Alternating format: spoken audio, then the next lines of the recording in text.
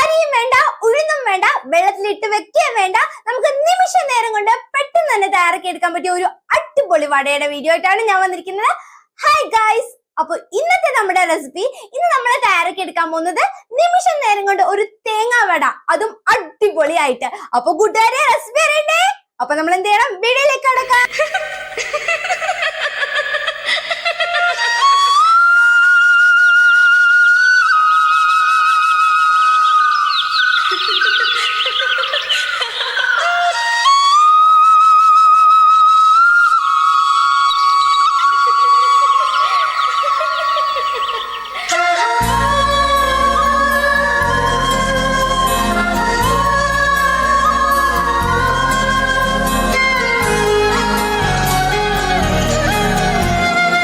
என்ன நினைச்ச நீ, என்ன நினைச்ச